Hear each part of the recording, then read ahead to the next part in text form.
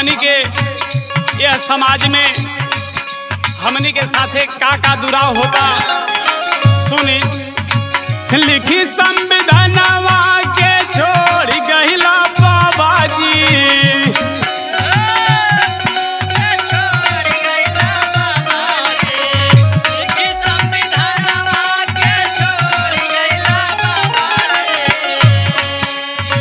लिखी संविधानवा के छोड़ गहिला बाबा जी, साथ बहुजनवा से जोड़ गहिला बाबा जी।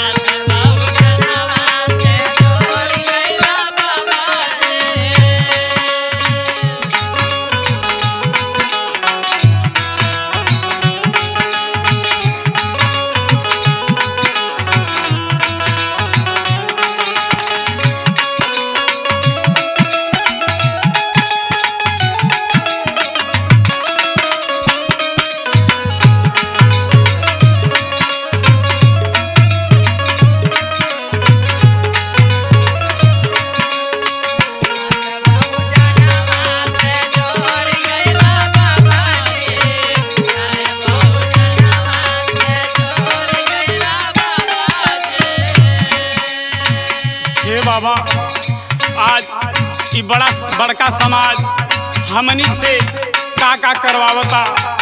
ए बाबा सुनी, दलित गरीबावन से पतल फेंकावा,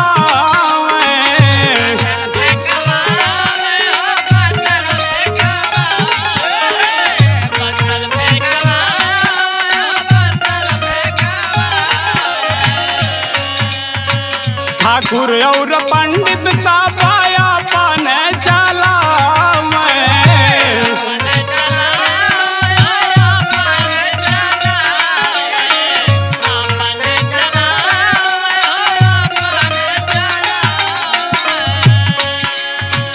दलित गरीबवन से पतल फेंकावा, ठाकुर और पंडित सा पाया पान चला, इनकर नीतिया के फेल कैला बाबा जी, इनकर नीतिया के फेल कैला बाबा जी, साथ बहुजनवा से जोड़ गहिला बाबा जी।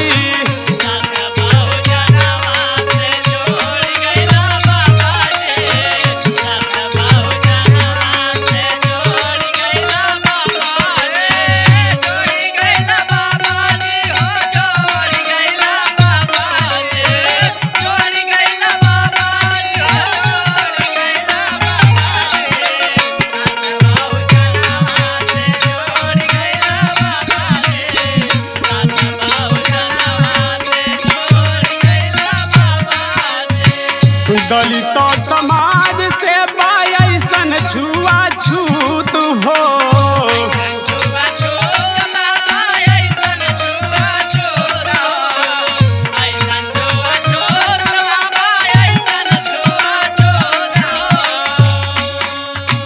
बड़ी जात के लोग इनके माने लाया छूत हो,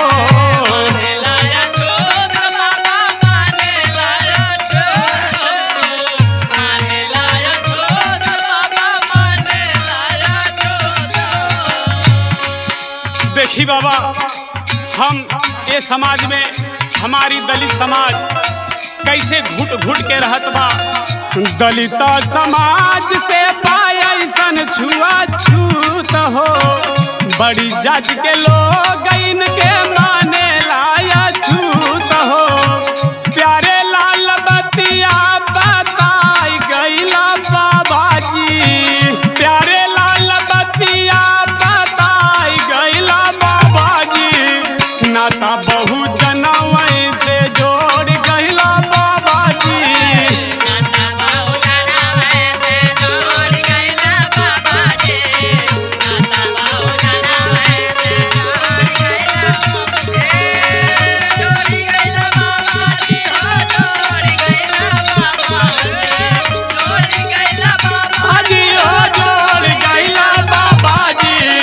साथ बहु